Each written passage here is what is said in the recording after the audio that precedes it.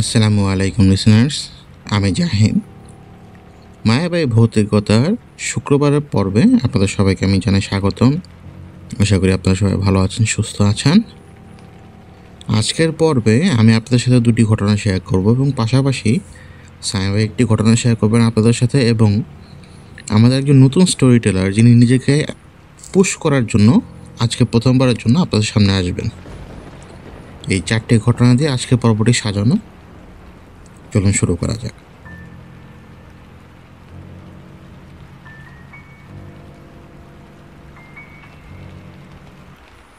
এই ঘটনা 2009 সালের, আর যার সাথে ঘটেছে এই ঘটনা তার নাম হচ্ছে মুসলিম।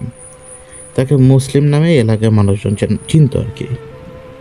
গ্রামে মানুষজন কাউকে এক নামেই ডাকে, কখনো পুরো নামে ডাকে না। যদি দেখা গেল কারোর নাম যদি কালো পড়ে, কারোর নাম যদি অন্য কোনো রং বেরঙের নাম পড়ে, তো ওই নামেই তাদেরকে কিন্তু ডাকে। তো এই লোকের নাম ছিল মুসলিম। এই মুসলিম ভাই একটা টঙের দোকান করেছিলেন। তার টঙের দোকান থেকে প্রায় 10 হাত দূরে নদী বয়ে গেছে। মানে নদী থেকে 10 হাত দূরে পাড়ের উপরে তার টঙের দোকান ছিল, এবং ওইখানে তিনি প্রায় 2 বছর ধরে ব্যবসা করছেন। তখন ছিল ভরা নিম্নচাপের সময়, আর সারাদিন টিপটিপ বৃষ্টি। গ্রামে গঞ্জে আসলে প্রচণ্ড বৃষ্টির মধ্যে কাজ করা সম্ভব হয় না, আর তখন তেমন কাজ করার মতো কোনো রকম পরিবেশ ছিল না। তো লোকজন এই ঘরের মধ্যে কোনো রকম দিন কাটাতো, কিন্তু সারাদিন বৃষ্টির কারণে অনেকে বের হতে পারতো না। তো তারা করতো কি, এই চায়ের দোকানে বা টং দোকানগুলোতে কোনো রকম এসে আড্ডা দিত। তো এই মুসলিম ভাইয়ের দোকানের ভেতরে ভালো জায়গা ছিল। তো এইখানে বসে বেশ কয়েকজন লোক লুডো খেলছিল। তো রাতে তখন প্রায় 7:30 কি 8টা বাজে। এখন বৃষ্টিটার ধরনটা এমনভাবে বদলে গেছে, মানে এটা একটা দুর্যোগের মতো অবস্থা। বৃষ্টির ধরনটা এরকম ছিল যে বৃষ্টি পড়ছে ঠিকই, কিন্তু বাতাস হচ্ছিল ভালো রকমের। সেদিন রাতের বেলা দূর থেকে একজন লোক চিৎকার করতে করতে এগিয়ে আসে। সে চিৎকার করছিল এইভাবে যে মানে ফাঁসি খাইছে, ফাঁসি খাইছে। তো এই যখন এই লোকের দোকান পর্যন্ত আসতে আসতে সে 2-3 বার পড়ে গেছে, মানে মাটির মধ্যে পিছলে সে পড়ে গেছে দোকান পর্যন্ত আসতে আসতে।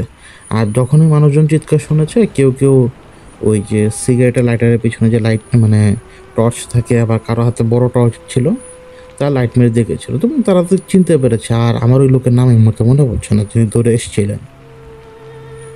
এসেছিলেন, ওই ফাঁসি খাইছে এই কথাটা বলছিলেন তিনি।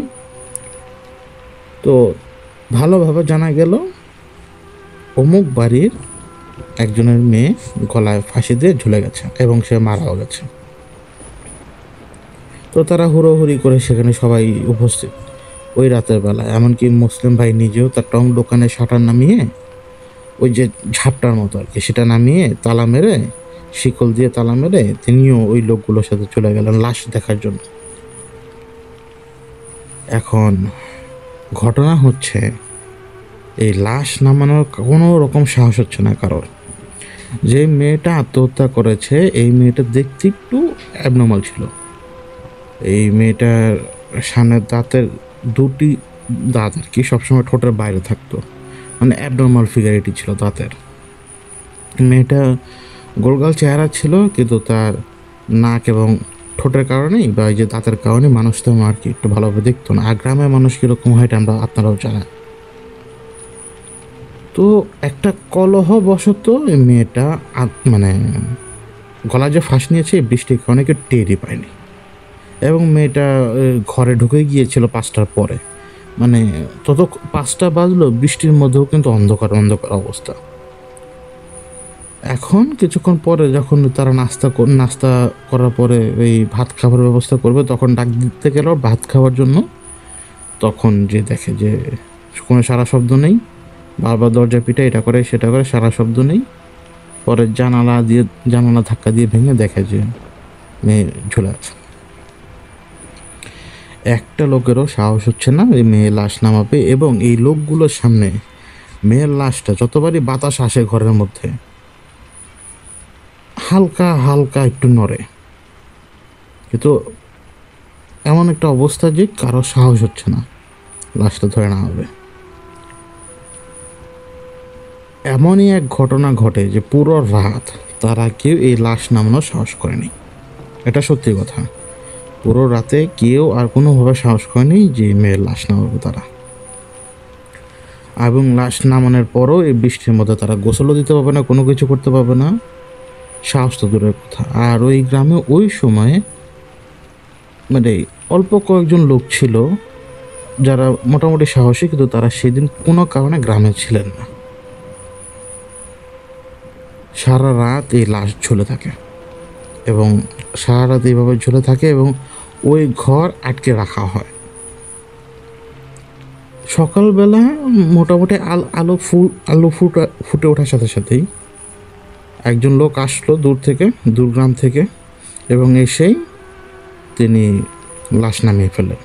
আর তিনি লাশ নামিয়েছেন এমনভাবে, লাশ উপর দিয়ে গিট খোলা সম্ভব হয়নি তার পক্ষে। তিনি দা দিয়ে লাশ যে ওড়না দিয়ে সে ফাঁসি দিয়েছিল ওই ওড়নাটা দা দিয়ে এক কোপ দিয়ে ছিঁড়ে ফেলে এবং এই সারা রাত ঝুলে থাকা লাশ, প্রায় 12 ঘন্টার অধিক ঝুলে থাকার লাশ, প্রথমে পায়ের উপরে পড়ে, তারপরে সপাটে টিনের উপর যে কাত হয়ে পড়ে এবং টিনের উপর কাত হয়ে পড়ার সাথে সাথেই একটা টিনের অংশ ঢুকে যায় ঘাড়ের পাশে। আহামরি রক্ত বের হয়নি, কিন্তু রক্ত বের হয় অল্প কোনো রকম, যেটা হচ্ছে যে জমে যাওয়া রক্তটা। এই মেয়ের লাশকে সেখান থেকে ক্যারি করে নেয় এবং কোনো পুরুষ মানুষ ক্যারি করেনি, এই কোনো মহিলা মানুষ ক্যারি করেনি, সব পুরুষ মানুষ ক্যারি করছে তাকে।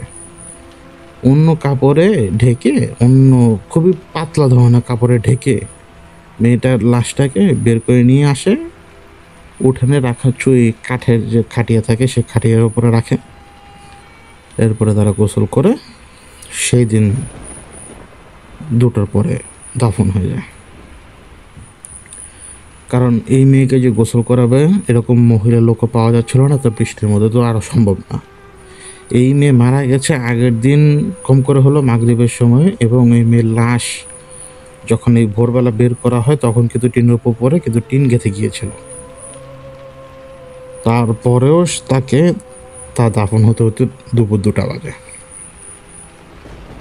তো মুসলিম ভাইরা ছিলেন, এই পুরো ব্যাপারটা সম্পর্কে তারা অবগত ছিলেন এবং গ্রামে এটা নিয়ে কানাঘুষা হয়। আর গ্রামে কানাঘুষা কীরকম এটা তো জানেনি। ওই লোকজন এরকম বলা বলি করছিল যে ফাঁসি খেয়ে ঝুলে ছিল লাশ, সারা রাত এরকম ঝোলা ছিল, সারাদিন বাইরে, ওর ভূত তো এবার সবারে জ্বালাবে। এখন এই কথাটা কোন মহিলা জানি ছড়িয়েছিল গ্রামে। ওই মেয়েটাকে দাফন দেওয়া হয় রাস্তার পাশে, যেরকম জঙ্গলগুলো থাকে না গ্রামে, মানে জমি জিরাত, কিন্তু ওগুলো হচ্ছে বাগানের মতো হয়ে গেছে, বড় বড় গাছে ভরপুর আর ছোট ছোট ঝোপ ঝাড়ে ভরপুর। এই মেয়েটাকে কবর দেওয়া হয় ওই রাস্তাতেই, যে রাস্তা দিয়ে একটা লোক খবর নিয়ে এলো না রাতেবেলা যে ফাঁসি খাইছে, এই যে মুসলিম ভাইদেরকে জানানোর জন্য। ওই রাস্তাতেই যদি মুসলিম ভাই টং দোকানের দিকে এগোয়, মানে আসতে থাকে, তাহলে তার বাম হাত সেই দিকে পড়বে, মানে বাম দিকে ওই মেয়েটার লাশটাকে কবর দেওয়া হয়। এবং গ্রামে একটা কথা ছড়ানো ছিল যে মেয়ের ওই গলার মধ্যে যে টিন ঢুকে গিয়েছিল ওই জায়গা তো তারা চেপে টেপে রেখেছিল, কিন্তু যখন মেয়েটার ওই লাশ কবর নামানো হয় তখন নাকি কোনো কারণে প্রায় আধা ইঞ্চির মতো ফাঁক হয়ে গিয়েছিল ওই জায়গাটা এবং প্রচুর রক্তক্ষরণ হচ্ছিল। তরলভাবে না, কিন্তু বিক্ষিপ্তভাবে রক্তক্ষরণ হচ্ছিল, মানে লাশের কাপড়টা ভিজে গিয়েছিল, রক্তে লাল হয়ে গিয়েছিল পেছনের দিকে। থমথমাটা পরিবেশ। ওই দিন দাফনের পরে মুসলিম ভাই আর দোকান খোলেননি, কিন্তু বৃষ্টি কিন্তু কমেনি। পরের দিন বৃষ্টি একটু কমে এসছে, বৃষ্টি আসে যায় ঝিরঝির, কিন্তু আজকে রাত্রে বৃষ্টির প্রকোপ বাড়বে, মানে এরকম একটা অবস্থা। তারা তো জানবে না, কিন্তু রাত্রে কিন্তু বৃষ্টির প্রকোপ বাড়তে যাচ্ছে, সারাদিনে শুধুমাত্র ঝিরঝির। মুসলিম ভাই দোকান খুলেছেন, মানুষ একটু থমথমে, একটু কথাও আস্তে আস্তে বলে, কেমন যেন নিজেরা কথা বলার সময় চুপি সারে কথা বলছে কোনো কারণ ছাড়াই।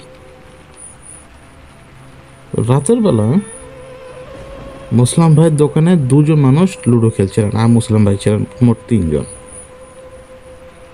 এই তিনজন একটু পর পর একটা শব্দ শুনতে পায়। এই খানিকক্ষণ পর পর, হয়তো 1 মিনিট পর পর, শব্দটা হচ্ছে ধপাস করে কোনো কিছু জঙ্গলের মধ্যে পড়ছে। সেটা আনুমানিক একটা 6-7 ফিট মোটা গাছের কাণ্ড যেরকম হয়, এরকম একটা কাণ্ড পড়ার শব্দ হচ্ছে জঙ্গলের মধ্যে থেকে।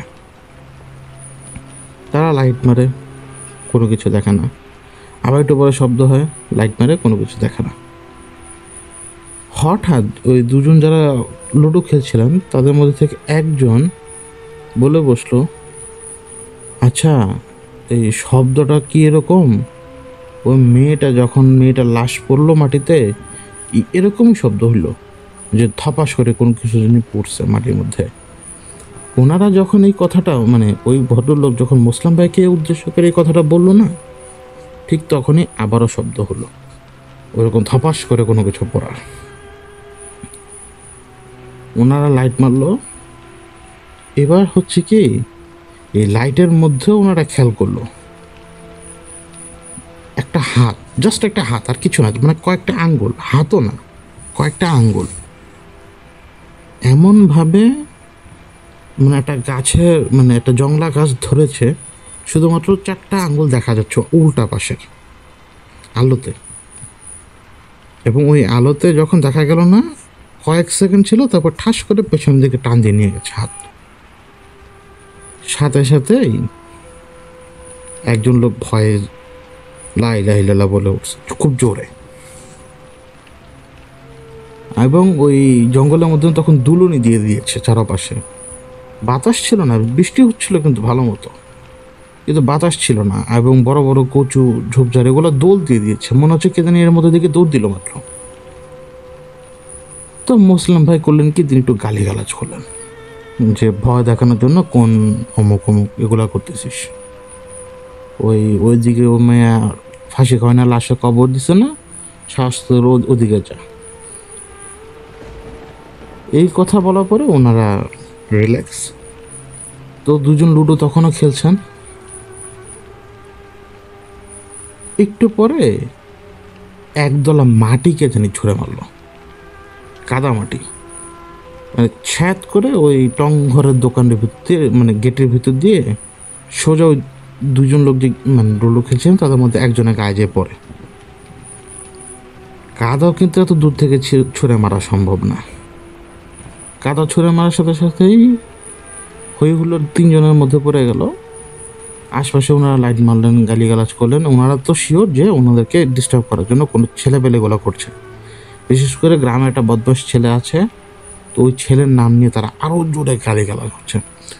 যেই সময় ওই ছেলের নাম নিয়ে গালিগালাজ করছে, তখনই শূন্য থেকে আবারও ভেসে আসলো একদলা কাদামাটি এবং সোজা মুসলিম ভাইয়ের মুখের উপরে। তো যখন মুসলিম ভাইয়ের মুখের উপরে পড়লো, তখনও কিন্তু মুসলিম ভাই বুঝতে পারছেন যে কাদা মাটি তো ছুঁড়ে এত দূরে আনা সম্ভব না, তাদের সামনে তো কেউ নেই। এমনকি ঝোপঝাড়ও যেখানে, ওইখান থেকে কেউ যদি ছুঁড়ে মারে, কাদা মাটি সম্ভব না এত দূরে আসা।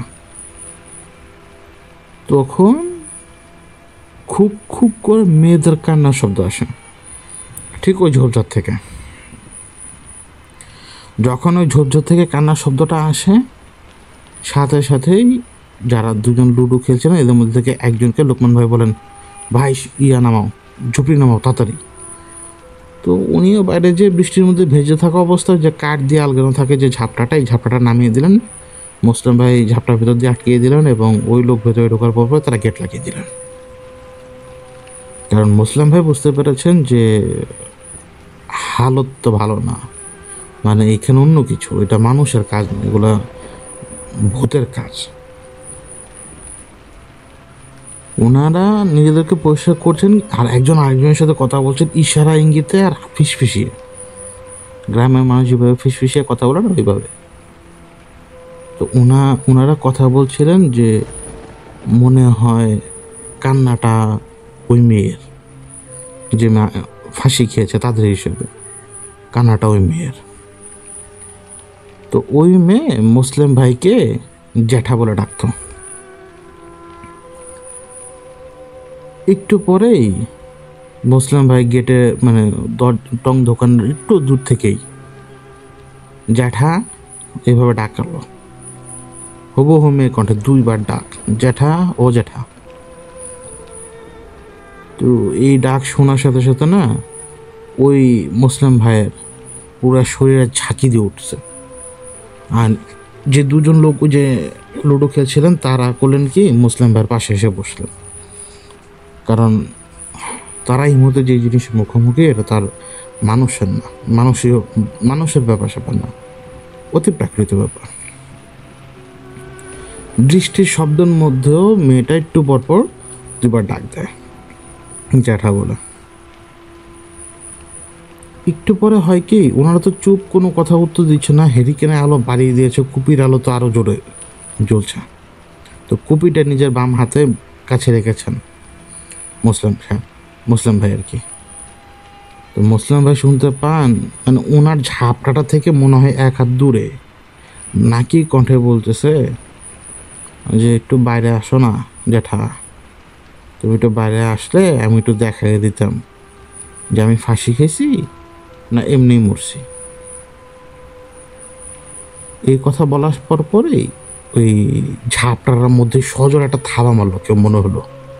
আর ওই থাবার শব্দেই এই 3জন তো সব কিছু রেখে দিচ্ছে দৌড়। যখন ওই দৌড় দিয়ে আরেক কোণের দিকে তারা সরে গেল সেখান থেকে, দোকানে আরেক কোণে চলে গেল, কুপিটা কাত হয়ে পড়ে যে আগুন লেগে যায় বেড়ার মধ্যে। ওই টঙের মধ্যে বিছানো যে পাটির যেই বেড়া থাকে, যেটার উপরে মানুষ বসে, হোগলা পাতার পাটি, এটার মধ্যে আগুন লেগে গেল।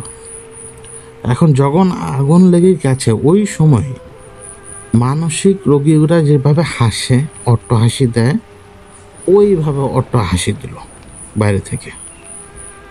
তো মুসলিম ভাই সাথে সাথে দোকানের মধ্যে থাকা দাটা নিয়ে উঠে দোকানের দরজা খুলে বাইরে যায়। বাইরে বেরিয়ে দেখে যে কেউ নেই।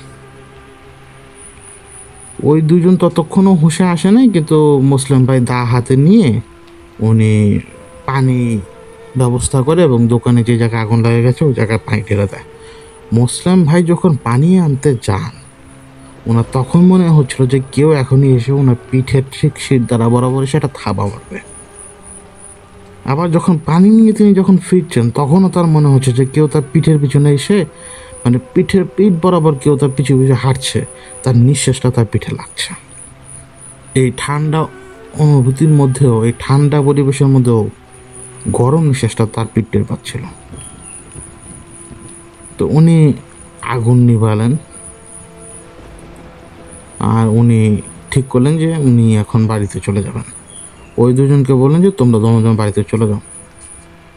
মুসলিম ভাইয়ের বাড়িটা ওনার দোকান থেকে বেশি দূরে না, কিন্তু ওই রাস্তা না যে রাস্তায় মেয়েটাকে দাফন দেওয়া হয়েছে, ওই রাস্তা না। ওই যে 2জন লোক লুডো খেলছিলেন তারা আবার ওই রাস্তা দিয়ে ছাড়া যেতে পারবেন না। এখন তারা যাবেন কিভাবে? তারপরও মুসলিম ভাইয়ের চাপাচাপিতে তারা গেলেন। তারা যাচ্ছেন, ওই 2জন লোক যারা লুডো খেলছেন তারা যাচ্ছেন সোজা রাস্তায়। তাদের ওই যে ম্যাচ লাইটের পেছনে যে টর্চ থাকে সেই টর্চের আলোতে তারা যাচ্ছেন। তারা 2জনই জোরে জোরে জিকির করতে করতে যাচ্ছেন। এদিকে মুসলিম ভাই আগুন নেবানোর পরে মানে ঝাপটাটা লাগিয়ে উনি ওনার বাড়ির রাস্তার দিকে 5-6 কদমে গিয়েছেন মাত্র, ওই 2জনের বিকট চিৎকার। ওনারা চিৎকার দিয়ে ভাই ভাই বলে এইদিকে এই দোকানের দিকে দৌড় দেওয়া শুরু করেছে। এর মধ্যে একজন পিছলা খেয়ে পড়ে গেছে। পিছলা খেয়ে যে পড়ে গেছে সে সেখানে দাপানির মতো চিৎকার, তার 2জনের দাপানির মতো চিৎকার। মুসলিম ভাই সেদিকে দৌড়িয়ে এগিয়ে যান। ওই রাবারের জুতাগুলো পিছলে পড়ে না আর কি, গ্রামে কিছু রাবারের জুতো থাকে, হার্ড রাবারের জুতো, এগুলো পিছলা পড়ে না মানুষগুলো এগুলো পড়লে। তিনি আলো মারতে মারতে ওদিকে এগিয়ে যান। তিনি দেখেন যে একজন তো কাদার মধ্যেই দাবাদাবি করছে। ওই লোক বলছে যে আমার মাথায় কে জানি কাদার মধ্যে চুবাচ্ছে, আমার মাথাকে টেনে কাদার মধ্যে চুবাচ্ছে। আরেকজন লোক সে একবার পর একবার উঠে, একবার পর একবার উঠে, তারপর সে দৌড় দিয়ে আসার চেষ্টা করছে। তো মুসলাম ভাইকে দেখে তার একটু সাহস হয়, আর মুসলাম ভাই তখন ওই কাদা পাড়িয়ে ওই লোকের কাছে চলে যান, যে লোক ওই মাটির মধ্যে দাবাচ্ছিল, কাদার মধ্যে দাপাচ্ছিল। তাকে টেনে তোলেন। এখন এই দুজনের যে ভাষণ হচ্ছে একটাই, তারা এখান দিয়ে যাওয়ার সময় ওই মেয়ের কবরের দিকে তাদের একজনের দিকে চোখ যায়, আর ওই মেয়ের কবরের উপরে তারা দেখে যে মেয়ে ওইভাবে ফাঁসি খেয়ে চলে আছে, কিন্তু কোনো দড়িমড়ি নেই, কোনো কিছু না, ওইভাবেই ফাঁসি খেয়ে চলে আছে। আর তাদের দিকে তাকিয়ে আছে। যখন ওই লাইটটার আলোতে মেয়ের চেহারা তারা দেখলো, তখন মনে হলো যে মেয়েটা বড় বড় চোখ করে জিব্বা বের করে একটা চোখ টিপ মারলো ওদেরকে। ব্যাস, এতেই ওরা ভয় পেয়ে গেছে। তো এই হচ্ছে যে ঘটনাটা, মুসলিম ভাই ওনাদেরকে রেস্কিউ করলো, এবং মুসলিম ভাই নিজেও তাদেরকে বাড়িতে পর্যন্ত এগিয়ে দিয়ে আসে আর বলে যে ভয় পেয়েছে। আর মুসলিম ভাইকেও ওই লোকগুলো বাড়ি থেকে লোকজন এসে ওনার বাড়ি পর্যন্ত পৌঁছে দিয়ে পরে তারা চলে গেছে। আর গ্রামের লোকজন কিন্তু এগুলোকে খুবই সহজভাবে মানে, কঠিনভাবে দেখে না। যেভাবে আমরা সন্দেহজনকভাবে দেখি, তারা এভাবে দেখে না, তারা কিন্তু বিশ্বাস করে অনেক কিছু ঘটে। তো বৃষ্টির যে অবস্থাটা ছিল সেটা কেটেছে, কিন্তু এখন এই মেয়ের যে জায়গায় কবর, এদিক দিয়ে রাস্তা দিয়ে মানুষজন যাওয়া আসা করলে শুধু কান্নাকাটি শুনে, ওই হু হু করে কান্নাকাটি করে। একদিন এক বুড়ো লোক তার গরু নিয়ে রাতের বেলায় দিক দিয়ে যাচ্ছিল, কিন্তু তার গরু কোনো কারণে ওই রাস্তাটা ক্রস করছিল না, ঠিক কবর যে বরাবর রাস্তাটা, এই রাস্তাটা ক্রস করছিল না। যতবারই গরুকে টান দেয়, গরু সাথে সাথে দুইবার পিছিয়ে আসে। উনি গরুর নাম ধরে ডাক দেয়, আদর করে, অনেক কিছু করে, কিন্তু গরু তো উনি নিতে পারে না।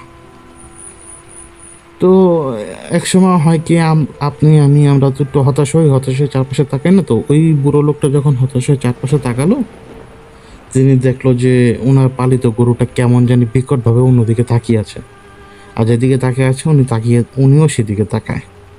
এবং এই আবছা অন্ধকারে ওই বুড়ো ভদ্রলোকও বুঝতে পারে যে কে যেন দাঁড়ানো আছে জঙ্গলের মধ্যে, ঝোপঝাড়ের মধ্যে। আর তখনই ওনার মাথায় বিকল হয়, এই জায়গায় তো অমুকের মেয়েটা, যে মেয়েটা ফাঁসি খেয়েছে, তার তো লাশের জায়গায় কবর দেওয়া।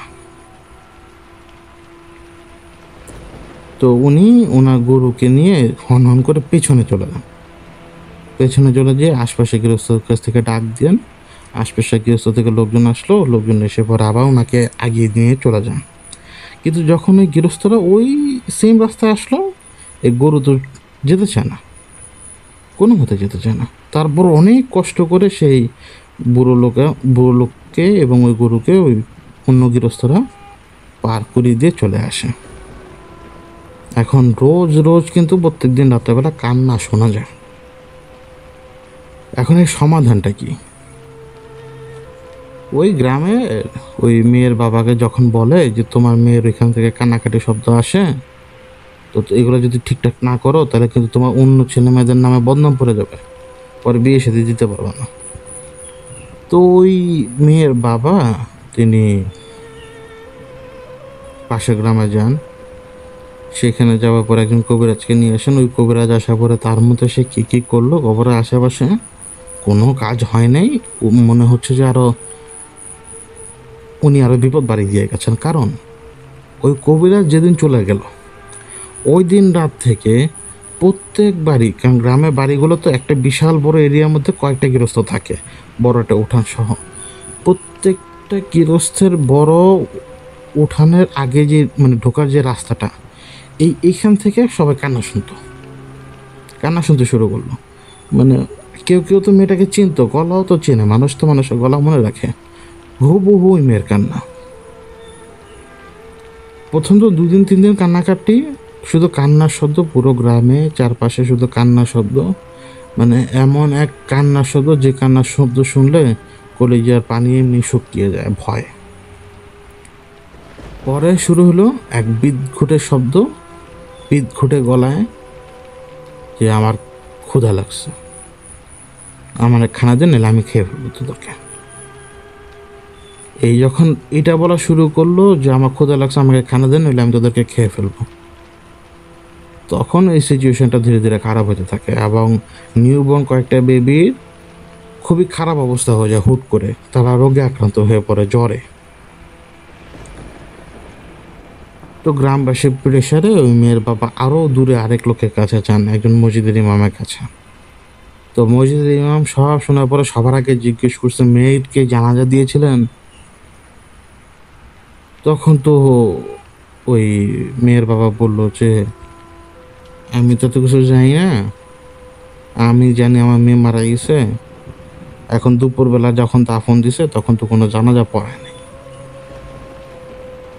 তো ওই হুজুর বললেন যে এটা তো একটা ভুল হয়ে গেছে, জানাজা যেহেতু দেন নাই, একটা ব্যাপার আসলে আপনাদেরকে খেয়াল করা দরকার ছিল, সারাটা রাত একটা মুর্দা আপনারা ঝুলায় রাখছেন।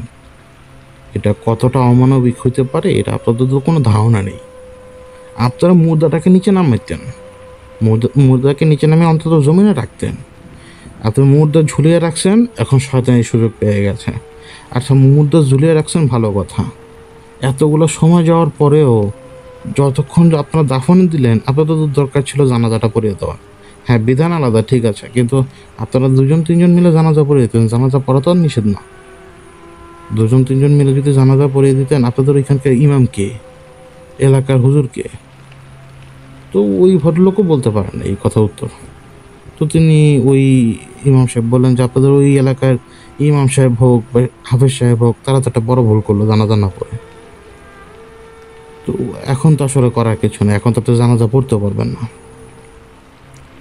তখন ওই দূরের ওই গ্রামের ইমাম সাহেব আসেন, তিনি এসে ওই মেয়ের কবর জিয়ারত করেন এবং সেইখানে তিনি দোয়া করেন মেয়ের জন্য। এবং তারপরে ওই গ্রামে কিছু খাবার তৈরি করা হয়, মানে সিন্নি, এবং সেটা সিন্নি বিতরণ করা হয় এতিমদের মাঝে। আর এতিমদেরকে বলা হয় যে মেয়ের জন্য একটু দোয়া করতে। তো আল্লাহর অশেষ রহমত, ওই কাজগুলো করার কয়েকদিন পর থেকে আর কোনো রকম কান্নাকাটি, কোনো রকম উপদ্রব হয়নি। আর কোনো রকম উপদ্রব তারা আর ফেস করেননি।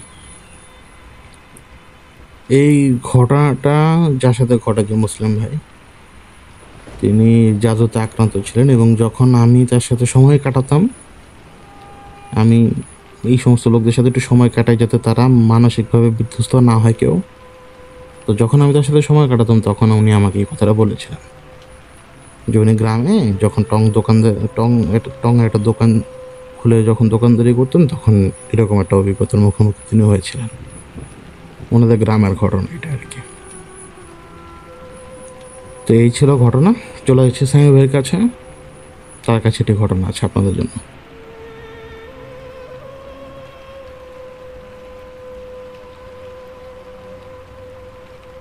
আসসালামু আলাইকুম লিসেনার্স, আমি সামির আনসারি।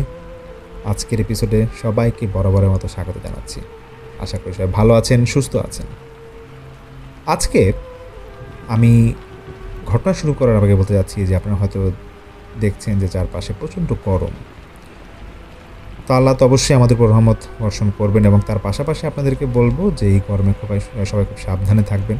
বের হতে গেলে ছাতা নিয়ে বের হবেন, হাতে পারলে একটা পানির বোতল রাখবেন বা স্যালাইন রাখবেন। রাস্তাঘাটের অবস্থা বলা যায় না, অনেকেই শুনছি আমরা হিট স্ট্রোক করে মারা যাচ্ছে। তো আপনারা খুব সাবধানে থাকবেন এবং যারা বাচ্চারা আছে তাদের প্রতি একটু খেয়াল রাখবেন। যাচ্ছি আজকের ঘটনায়। আজকে আমি যে ঘটনা শেয়ার করব এটি আমাকে পাঠিয়েছেন যিনি, তার নাম মুরাদ। তিনি থাকেন ঢাকার কাঁটাবন এরিয়াতে, সেখানে ওনার ব্যবসা।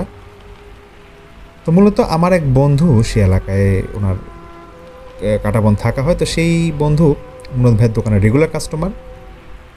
তো সেই বন্ধুকে আসলে মুরাদ ভাই ঘটনাটি শেয়ার করেছেন। দেরি করব না, চলে যাচ্ছি আজকের ঘটনায়। মুরাদ ভাইয়ের বাড়ি ঝালকাঠি জেলার নলছটিতে। ঢাকার কাঁটাবনে 2015 সাল থেকে তিনি ওনার এক চাচাতো ভাইয়ের সাথে ব্যবসায় জড়িত আছেন এবং সেখানে তার থাকা হয়। তো তিনি তার ভাইসহ হাতিরপুলে একটি মেসে থাকেন। সেখানে ওনারা প্রায় 9-10 জন একটি বড় ফ্ল্যাটে ভাড়া নিয়ে তারা এরকম মেস আকারে থাকছেন। শ্রোতা বন্ধুরা, আপনারা হয়তো ভাবতে পারেন ম্যাচে এরকম 9-10 জন একটি ফ্ল্যাটে থাকে, এটা কেন ঘটনায় বলা হচ্ছে? ঘটনা শুরু থেকে শুনলে আপনারা অবশ্যই বুঝতে পারবেন যে কেন এই কথাটা আমি বললাম। যাই হোক, প্যারানর্মাল এই সমস্যা 2010 সাল থেকেই মুরাদ ভাইয়ের সাথে চলে আসছে, যা কিনা আজও কিছু অসতর্কতার কারণে ওনার মাঝে সমস্যার সৃষ্টি করে। এই যেমন ধরুন, একা ঘরে থাকলেই কোনো প্রাণী মারা গেলে যেমন বাজে পচা গন্ধ আসে, ঠিক তেমন একটা গন্ধ তিনি নাকে পেতেন। আবার দেখা যায় যে সূরা পড়ে বা আমল করলে আস্তে আস্তে এই গন্ধ নিজ থেকেই চলে যেত। আবার এমন আছে, তার ভাই যদি কোনো কারণে দেখা যেত বাড়িতে গিয়েছে, তার একা রুমে থাকা লাগতো, সেই মুহূর্তে তখন তিনি রুমে থাকতেন, ওনার মনে হতো যে উনি যখন বিছানায় শুতেন, বিছানায় শুতে গেলে যেটা হয় আর কি, একটা হালকা হলেও তো একটা আওয়াজ, ধাপ করে একটা আওয়াজ হলো যে আমি রাতে শুতে গেলাম। উনি বলতো যে ভাই, আমি যখন এরকম শুতাম মনে হচ্ছে যে ঠিক কয়েক সেকেন্ড পরেই আমার পিছন সাইডে কেউ একজন এরকম আওয়াজ করে শুতে গেল, মানে আওয়াজগুলো তার ইকো হতো, এরকম তার মনে হতো। তো মুরাদ ভাই যেটা বলেন ঘটনার শুরুতেই, যে আমরা জানি যে নানা জাতের জিনের বসবাস আছে এই পৃথিবীতে। কেউ থাকে পাহাড়ে, কেউ সমুদ্রে, আবার এমনও আছে আমাদের চারপাশেও অনেক জিন ঘুরে বেড়ায়। এমনকি প্রতিটি মানুষের সাথে থাকে কারেন জিন। যদিও এটা তিনি জানতেন না, তবে এক হুজুরের মাধ্যমে এই বিষয়ে তিনি জেনেছেন। যাই হোক, মুরাদ ভাইয়ের সাথে যে প্যারানর্মাল সমস্যা শুরু হচ্ছে, এটা যে কবে থেকে শুরু হয়েছে তিনি আসলে ঘটনার একটা পর্যায়ে গিয়ে বলবেন। এবং ওনার সাথে যে সমস্যাটা হচ্ছে, এটা যে কী জাতের জিনের দ্বারা তিনি আক্রান্ত, তা বেশ কয়েকজন হুজুর দেখিয়েও তিনি তার উত্তর খুঁজে পাননি। 2010 সালের আগস্ট মাসের শেষের দিকে হবে তখন। মুরাদ ভাই সবেমাত্র এইচএসসি পাশ করেছেন, বেকার ছেলে একটা তিনি। তখন তিনি কাজের সন্ধানে চারপাশে হন্যে করছিলেন। আপনারা তো ভাবতে পারেন যে এইচএসসি পাশ করার পরেই তিনি কেন এরকম কাজের সন্ধানে ঘুরছিলেন। পারিবারিক অসচ্ছলতা থাকবার কারণে ওনার পড়ালেখা চালিয়ে যাওয়াটা ছিল খুব কষ্টসাধ্য একটা ব্যাপার। অনার্সে যে ভর্তি হবে সেটাও ওনার বাবাকে বলতে পারছিলেন না। এদিকে গ্রামের এক হতদরিদ্রের মেয়ের সাথে ওনার সম্পর্ক ছিল। এটা খুব সুন্দরী ছিল। সেই মেয়ের চাপে মুরাদ ভাই পড়ালেখা আগাতে চাইলেও কিছু করতে পারছিলেন না। তিনি তখন ছোটোখাটো কাজ খুঁজবার সন্ধানে ছিলেন। তো অনেক খোঁজাখুঁজি করবার পর গ্রাম থেকে প্রায় 5-6 কিলো দূরে একটি দোকানে কাজ পান তিনি। এই কাজের সন্ধান তিনি পেয়েছিলেন ওনার এক চাচার মাধ্যমে। সেই চাচা বলেছিলেন যে মুদি দোকানের কাজ, আর যেহেতু এটা গ্রাম থেকে 5-6 কিলো দূরে, ওখানে থাকবার ব্যবস্থা আছে দোকানের ভিতরেই, আর খাওয়া দাওয়া দোকানের মহাজনে দিবেন। তো সব কিছু বিবেচনা করে মুরাদ ভাই ও তার বাবা চিন্তা করলো আর দেরি করা ঠিক নাই, কাজে লেগে পড়া উচিত। যেহেতু পড়ালেখা কারণটা তার জন্য কষ্ট হবে, তাই তিনি আর না করেন না। কয়দিনের মাঝেই বেডিংপত্র নিয়ে ওই দোকানে চলে যান কাজের উদ্দেশ্যে। তো যেদিন তিনি যাবেন, মানে সকাল টাইম হবে হয়তোবা, বেডিংপত্র নিয়ে যখন যাবেন, কাজে যাওয়ার পর গিয়ে দেখেন কাজটা মুদি দোকানের ঠিকই আছে, তবে দোকানের পাশে, মানে দোকান যখন ঢুকতে যাবে দেখছে ডান না বাম পাশে একটা হবে, দোকানের পাশে একটা কফিন বক্স দড়ি দিয়ে বাঁধা দাঁড় করানো অবস্থায়। তো এটা দেখে ওনার বেশ আশ্চর্য লাগে। মুদি দোকান, তার উপর কফিন বক্স কেন, এরকম লম্বাভাবে খাড়া করানো কেন? এসব তো লাশ যখন আনা নেওয়া করা হয় এরকম কফিন বক্স তখন ব্যবহার করে, মাথায় তখন ঢুকছিল যে কেন এরকম থাকছে। এরপর দোকানের ভিতর ঢুকবার পর জানতে পারে দোকানের সামনের অংশ মুদি দোকান হলেও ভেতরের যেই রুম আছে ওখানে মুর্দাদের যাবতীয় জিনিসপত্র পাওয়া যায়, যেমন কফিন, তারপরে কফিন বক্স এরকম আছে, কাফনের কাপড়, সব যাবতীয় যা যা আছে মুর্দাদের সব কিছু এখানে পাওয়া যায়। তো মুরাদ ভাইকে 5,000 টাকা বেতন দিয়ে কাজে নেওয়া হচ্ছে এই কারণে যে তিনি সারাদিন দোকানের মহাজনের সাথে থেকে কাজ করবেন এবং পাশাপাশি রাতে দোকানেই থাকবেন। কারণ গ্রামের কেউ মারা গেলে রাত দিন যখনই হোক যে কোনো সময় কিছু লাগলে দোকান থেকে যেন নিতে পারে। আগে একটা ছেলে এখানে কাজ করতো, তবে সে কেন চলে গিয়েছে সেটা আর মহাজন মুরাদ ভাইকে তখন বলেনি। তো মুরাদ ভাই এসব সব কিছু দেখে মনে করলো যেহেতু সুযোগ সুবিধা ভালোই, উনি এরকম আসলে ভয় টয় পায় না, তিনি সেদিন মতো কাজে যোগ দিয়ে দেন। তো ভালোই দিনকাল যাচ্ছিল ওনার, কোনো সমস্যা নেই। তবে দিন যতই যাচ্ছে তিনি একটা বিষয় খেয়াল করেন যে কাজ করতে রাতের দিকে যখন তার কাজগুলো করতে হতো, মানে দেখা যেত খাওয়া দাওয়ার পর যখন তার মহাজন চলে যেত, তিনি যখন একা একা দোকানটা কিছুক্ষণ চাইলে বন্ধ করে দিতেন, মানে তখন শাটার ফালিয়ে দিতেন, ওই সময়গুলোতে ওনার বেশ আনইজি লাগতো। মনে হতো দোকান বন্ধ করবার পরেও ভিতরে তার সাথে কেউ হয়তো বা আছে। তিনি এটা ফিল করতেন। তিনি ভাবতেন এই প্রথম একা থাকছেন থেকে হয়তো বা এমন লাগতে পারে। মাঝে মাঝে রাতে দোকানের মহাজনের এক দুঃসম্পর্কে চাচাতো ভাই ছিল, সে পিক আপে করে নতুন কফিন বাক্সগুলো ডেলিভারি দিয়ে যেত। এই 8-10 কফিন বক্সের মধ্যে প্রায় আসতো মাঝে মাঝে। তো দেখা যেত যেদিন ডেলিভারি নিয়ে আসা হতো সেই লোকের সাথে মুরাদ ভাই রাত জেগে গল্প করে কাটিয়ে দিতেন। মোট কথা কোনো মতে দিন যাচ্ছিল তার সেখানে। একাকিত্বটাই ছিল সেখানে একটা মূল সমস্যা। তো প্রায় মাসখানেক পর এক রাতের ঘটনা। মুরাদ ভাই রাত 12টার পর দোকানের শাটার বন্ধ করে শুয়ে শুয়ে ভেতরে টিভি দেখছিলেন। ছোট একটা টিভি আছে, সেটা নাকি তিনি দেখছিলেন। হালকা ঘুম এসে যায় তার। সেই মুহূর্তে কে যেন বেশ জোরে জোরে শাটার ধাক্কানো শুরু করে। তিনি শোয়া থেকে উঠে শাটার খুলে বাইরে গিয়ে দেখেন কেউ নাই, আশপাশ পুরা ফাঁকা। ভাবেন কেউ হয়তো দুষ্টামি করলো কিনা, আবার এটাও ভাবেন যে নাকি আবার কোনো কাস্টমার আসলো। তো এরপর আবার দোকানে এসে শাটার হাফ খোলা রাখেন, কেউ যদি আবার আসে এই অপেক্ষায় তিনি ছিলেন। প্রায় আধা ঘন্টা পার হবার পর তিনি শাটারটা নামাতে যাবেন, তখন বাহির থেকে বাজে পচা গন্ধ আসা শুরু করে। কোনো প্রাণী মারা গেলে পচে গেলে যেমন গন্ধ আসে, এমন একটা ভটকা একটা গন্ধ তার নাকে আসতে থাকে এবং পুরো দোকানে সেই গন্ধটা এসে পড়ে।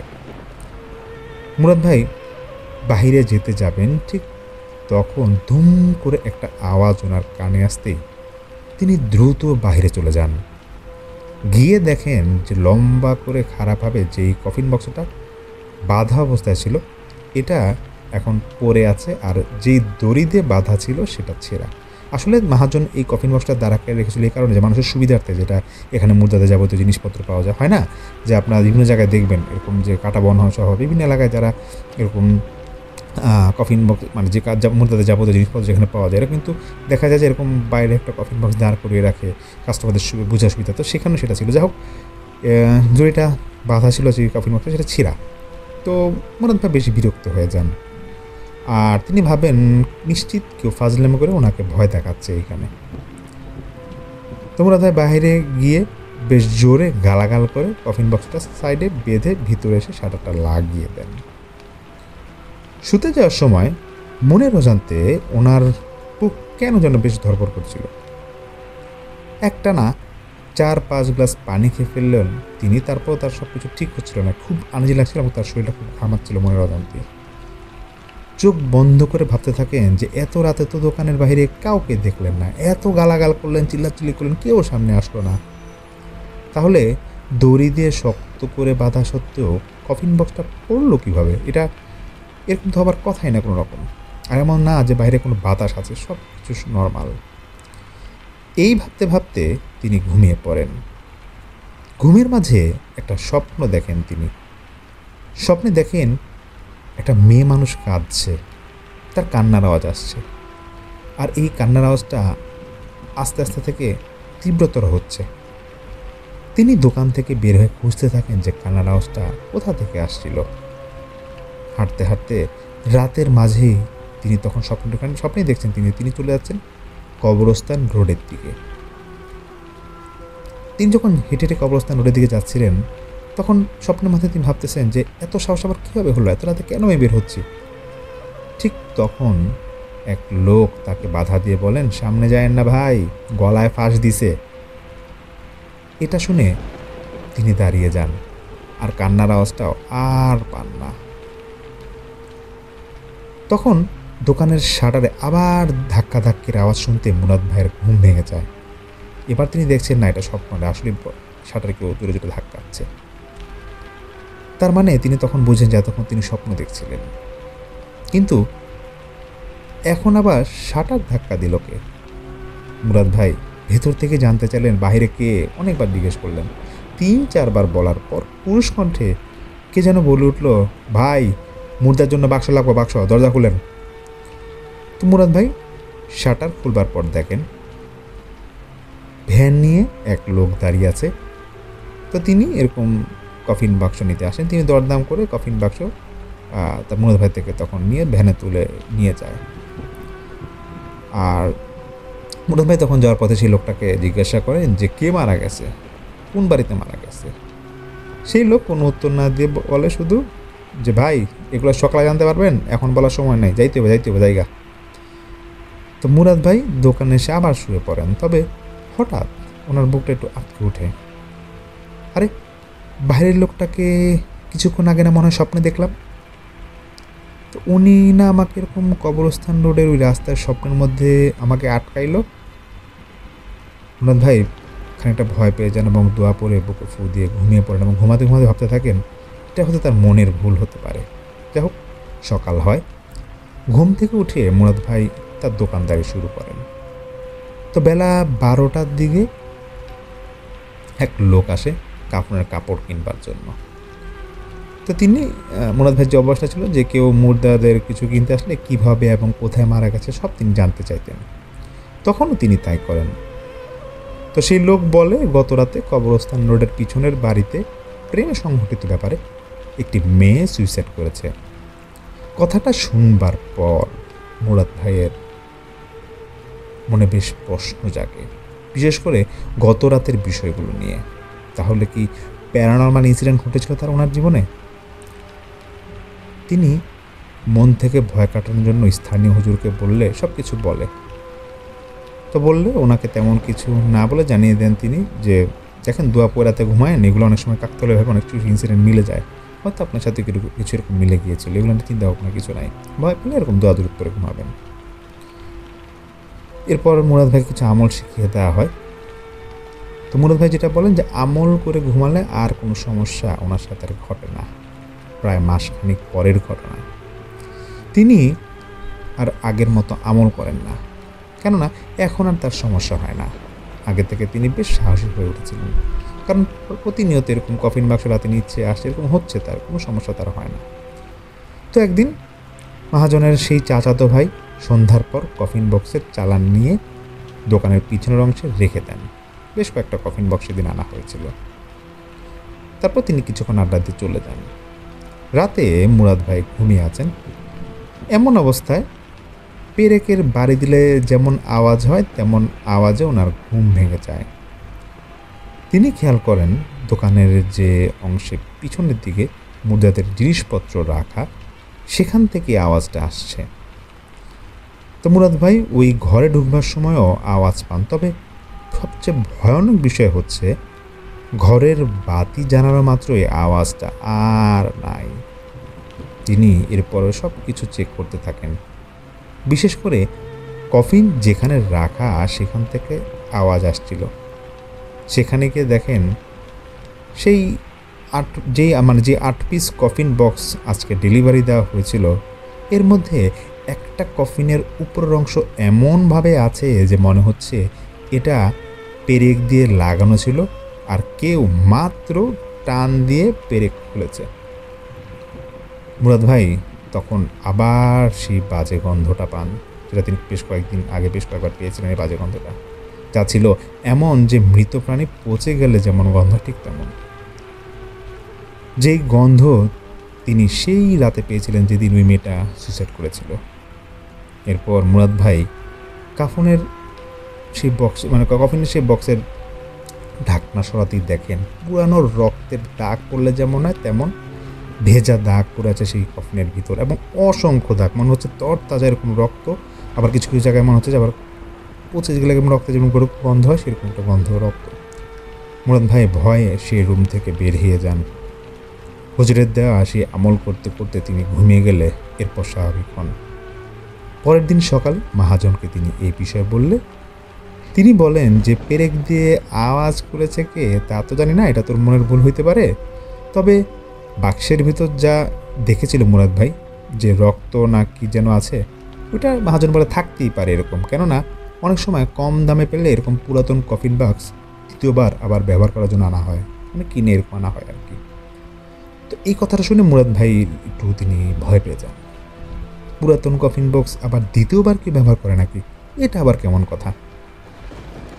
যেহেতু ভয় ওনার মনে ঢুকে গিয়েছিল, তাই তিনি হুজুরের সেই আমল প্রতি রাতে আবার শুরু করে দেন।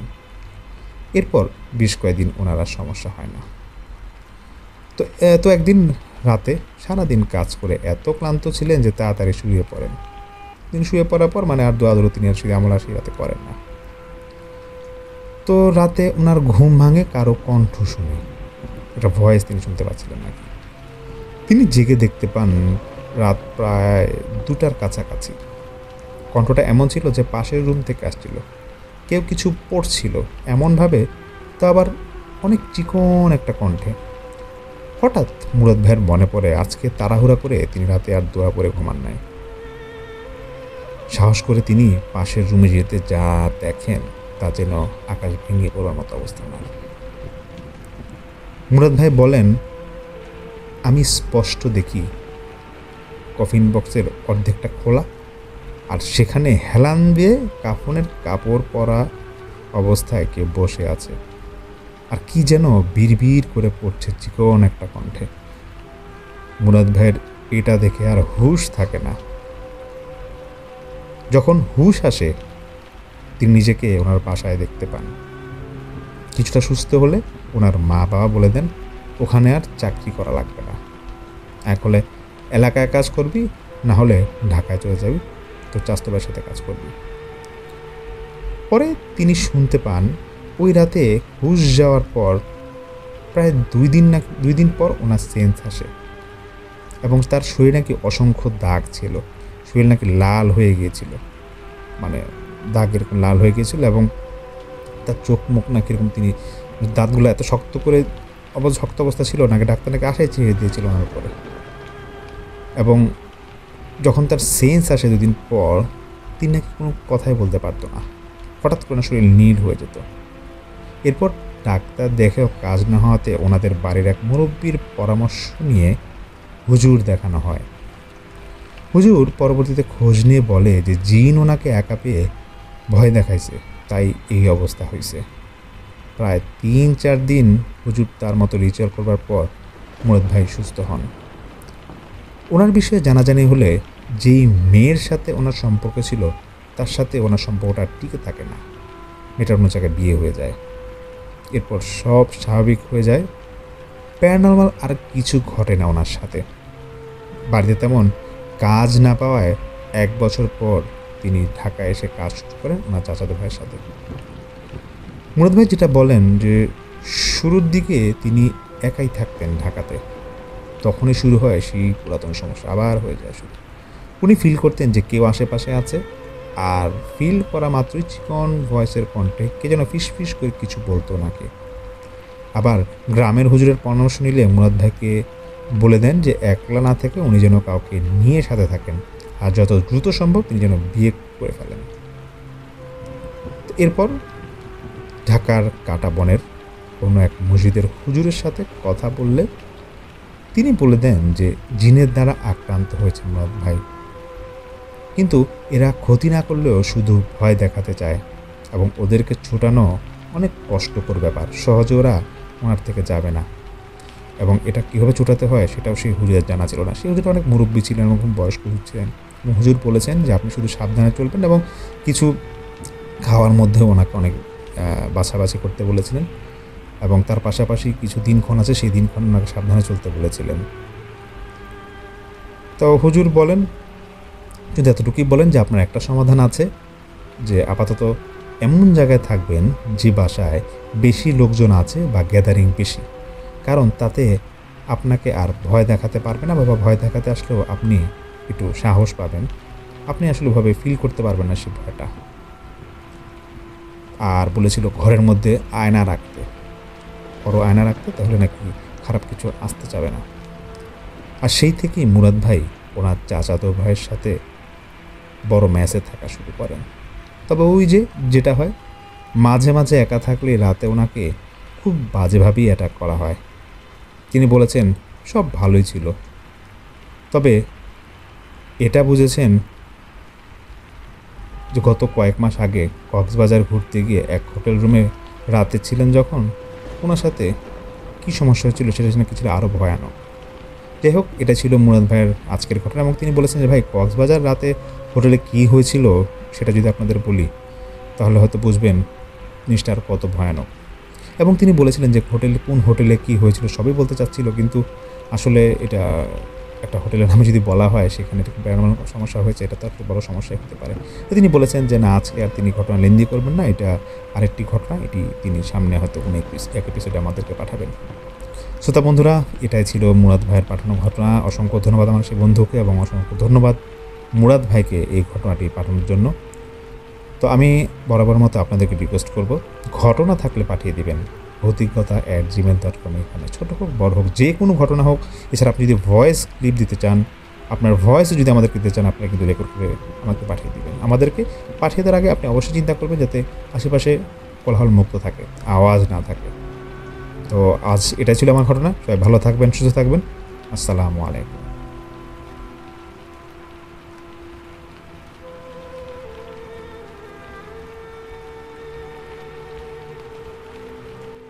আসসালামু আলাইকুম রহমতুল্লাহি বারাকাতু। আমার নাম মোহাম্মদ মুক্তাকিন বিন গ্রেপ্তার কাজী এবং আমি একজন সিঙ্গাপুর প্রবাসী। আমার গ্রামের বাড়ি ময়মনসিংহ জেলার সিরাজদিখান উপজেলায়। ভৌতিকতা এটা আমার প্রথম ঘটনা। আমি সরাসরি আমার ঘটনায় চলে যাচ্ছি। ঘটনাটি আনুমানিক 2012 কি 13 সালের, অ্যাকচুয়াল সময়টি আমার মনে নেই। ঘটনার স্থান আমার নানু বাড়ি। আমার নানু বাড়ি নারায়ণগঞ্জের ফতুল্লা থানার কোনো একটি চর এলাকায়। আর আমি আমার শৈশবকালের অনেকটা লম্বা সময় আমি নানু বাসায় কাটাইছি। তার ভিতরে আমার হাই স্কুল লাইফটাই পুরোটাই ছিল। তো ওই সময় আমি নানুদের বাসায় লেখাপড়া করতাম। 2012 কি 13 সালের যে ঘটনাটা বলতেছি আমি। আর আমার নানু বাড়ি যেহেতু চর এলাকায়, তো আমার নানু বাড়ির পাশে নদী ছিল। সেই নদীর উপরে একটা ব্রিজের কাজ চলতেছিল ঘটনার সময়।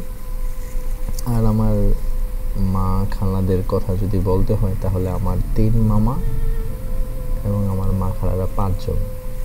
তার ভিতরে আমার মা হচ্ছে দ্বিতীয়, আর আমার মায়ের পরে যে খালা মানে তৃতীয়, তিনি আমার নানু বাসায় থাকতেন, কারণ তাকে তার আপন ফুফাতো ভাইয়ের কাছে বিয়ে দেওয়া হয়েছিল। তাই তার শ্বশুরবাড়ি আমার নানু বাসায় থেকে 5 মিনিটের দূরত্ব। আর আমার খালুজান আমাদের নানু বাসায় থাকতেন বলতে আসলে যেটাকে সহজ ভাষায় বলে ঘর জামাই। তো তারা ঘর জামাই থাকতো, তাই আমাদের নানু বাসায় থাকতো আর কি। তো আমার খালুজান তিনি আলুর কোল্ড স্টোরেজে কাজ করতো। আর ওনার কাছে তখন কোনো মোবাইল ছিল না, বিধায় উনি আসলে কাজে থেকে বাসায় আসতে দেরি হইলেও জানাইতে পারতো না। অনেক সময় তার সন্ধ্যাবেলায় ছুটি হইতো, অনেক সময় রাত্রেও হইতো। তো যোগাযোগ ব্যবস্থা না থাকার কারণে উনি আগে থেকে বলতে পারতো না যে আসলে কোন দিন উনি তাড়াতাড়ি আসতে পারবে আর কোন দিন তার দেরি হবে। তো ঘটনার দিন আমি আমার নানু বাসায় সন্ধ্যাবেলায় আমার নানুর বাসার একটা ঘরের কোনো একটা বিছানায় আমি ঘুমাইতেছিলাম। ওই যতটুকু মনে পড়ে আমার বিদ্যুৎ ছিল না। তো আমার খালামণি আইসা আমাকে বলতেছিল যে অনেকটা আঞ্চলিক ভাষায় বললে এইভাবে হয়, বাজান তোর খালু তো এখন আইলো না, তো তো একটু দেখি তো অগ বাসায় আইসি কিনা, ওই বাসায় আইসেনি। তো আমি আমার খালামণির সাথে রওনা দিলাম যে আমার ওই খালামণির যে শাশুড়ি বা শ্বশুরবাড়ি 5 মিনিটের দূরত্বে, এই পাড়া আর ওই পাড়া। আমার নানু বাসা হচ্ছে এক পাড়ায় আর আমার খালার শ্বশুরবাড়ি হচ্ছে আরেক পাড়ায়। মাঝখানে একটি সাঁকো আছে, এই সাঁকো এই 2 পাড়ার সংযোগস্থল। তো গ্রাম বাংলায় সচরাচর আমরা সাঁকো দেখি একটি বাঁশের নিচে একটি বাঁশ থাকে আর উপরে একটি বাঁশ দিয়া ধইরা হাতার মানে রেলিং টাইপের দইরা হাঁটার জন্য। কিন্তু ওই সাঁকোটা ছিল আসলে একটু বড় টাইপের, মানে নিচে ছিল 5-7টা বাঁশের মতো, আর উপরে 2 পাশে রেলিং ছিল, মানে অনেকটা আপনি ইচ্ছা করলে দৌড়ে চলে যেতে পারবেন সাঁকোর উপর দিয়ে অনায়াসে। সাঁকোটার দৈর্ঘ্য ছিল আপনার 25 থেকে 30 ফুট, আর উচ্চতা বেশি হলে 10-15 ফুট ছিল। সাঁকোর নিচে যে জায়গাটা সেটা বর্ষাকালে একমাত্র পানি আসতো, আর সারা বছর ওই নিচে কচুরিপানা, কচু গাছ, বিভিন্ন ময়লা আবর্জনা থাকার কারণে মানুষ নিচ দিয়ে কখনো যেত না, সবসময় সাঁকো ব্যবহার করতো, 12 মাস সাঁকো ব্যবহার করা হইতো। তো সাঁকোটার আমার নানু বাসার যে পোর্শনটা, সেই পোর্শনে একটা বাঁশঝাড় ছিল। একটা বাঁশঝাড় মানে একটা বাঁশ গাছে 5-6টা বাঁশ গাছ, এর বেশি না। আর আমার খালামণিদের শ্বশুরবাড়ির যে পোর্শনটা সাঁকোর, সেখানে নর্মাল, ওইখানে তেমন কিছু ছিল না। তো এই হচ্ছে সাঁকোর অবস্থান। তো আমি আর খালামণি ওই বাসায় গিয়ে খোঁজখবর নিয়ে দেখলাম যে খালু এখনও আসে নাই। তো আমি আবার আবার শুয়ে পড়ছি। রাত্রে আর আমার খাওয়া হয় নাই, এটা আমার মনে আছে। তো আবার আমার নানু আমার ঘুম থেকে উঠাইলো, বলল যে ওয়াশরুমে যাওয়ার জন্য। তো আমার সেই খালার একটা ছোট ছেলে ছিল, 7-8 বছর হবে তখন তার বয়স। তো আমাদের দুইজনেরই ওয়াশরুমে পাঠাইলো। আপনারা জানবেন গ্রাম এলাকায় ওয়াশরুমগুলো একটু দূরেই হয়। তো আমি গেলাম ওয়াশরুমে প্রকৃতির ডাকে সাড়া দিতে। নানু বাসার ভিতরে চলে গেল কি যেন আনতে। তো আমি যখন ফিরতেছিলাম বাসার দিকে, আবার বেশি দূরে না, ওয়াশরুমটা ছিল 15-20 ফুট দূরে। তো আবার খালামণি বলতেছে যে বাজান লত আবার দেখে আসি গা, তোর খালু আইসে কিনা ওই বাসায়। তো আমি কিছু না বলেই হাঁটা শুরু করছি খালার সাথে। আমি ছিলাম সামনে, খালামণি ছিল পিছনে। তো হাঁটতে 2 মিনিট পরে আমি ঠিকই আবার এই সাঁকোর সামনে এসে পড়ছি। সাঁকোটার আগে একটা বড় উঠান আছে, উঠানটা পার হইলে আর কি সাঁকো। তো সাঁকোটার ঠিক 15-20 হাত সামনে এসেই আমার ঘুম যে ভাবটা ছিল, সেই ঘুম ভাবটা পুরোপুরি কেটে গেছে। কারণ আমার সামনে দেখতেছিলাম আমি তখন 5-6টা কুকুর বিকট শব্দে ডাকতেছিল। মানে পাগলা কুকুরগুলো যেমন একটানা ডাইকা যায়, তো সেরকমই একটানা ডাকতেছিল। তো ওই কুকুরের ডাকাডাকিতে আমার ঘুমের যে একটু ভাব ছিল সেটাও পার হয়ে গেছে, মানে একদম পুরো নর্মাল জগতে চলে আসি। মনে হচ্ছে যে ঘুম থেকে উঠলে যেমন মানুষের একটা তন্দ্রাচ্ছন্ন ভাব থাকে, সে ভাবটা আর কি কাইটা গেল। তো আমি আসলে আলহামদুলিল্লাহ কুকুর ভয় পাই না কখনো। অনেকে থাকে কুকুর, বিড়াল, সাপ ভয় পায়, আমি কখনো এগুলো ভয় পাই নাই, আর ওই সময় আমি ভয় পাই না। তো আমি যেহেতু ভয় পাই নাই, আমি ভাবতেছিলাম যে খালামণি কি ভয় পাইতেছে কিনা, তো তার একটু সাহস দিই। তো আমি পিছনে তাকাইলাম খালামণিদের দেখার জন্য যে ভয় পাই কিনা। আসলে পিছনে তাকাই কিচ্ছু নাই, মানে কিছুই নেই। পুরো একদম উঠান জুড়ে 2টা হলুদ কালারের সাইড ওয়ার্ডের বাতি জ্বলতেছে, আর কিচ্ছু দেখা যায় না, শুধু আমি আর আমার সামনে যে কুকুর, আর কেউ নেই আশেপাশে। তো এইবার আমার একটু ভয় লাগা শুরু হইল। আমি যখন কিনা সামনে আবার কুকুরগুলোর দিকে তাকাইলাম, তখন কুকুরগুলা ডাকাডাকি বন্ধ করে আবার দাঁড়াই রয়েছে এখানে, কিন্তু ডাকাডাকি আর করতেছে না। তো ওই সময় আমার মাইন্ডের ভিতর 2টা জিনিসই ঘুরতেছিল। নাম্বার 1, আমার এখান থেকে বাসায় যেতে হবে, আর নাম্বার 2, আমি কুকুরের সাইকোলজি জানি যে কুকুরের পিঠ দেখাইয়া যদি দৌড় দিই তাহলে কুকুর পিছন পিছন দৌড়ায়।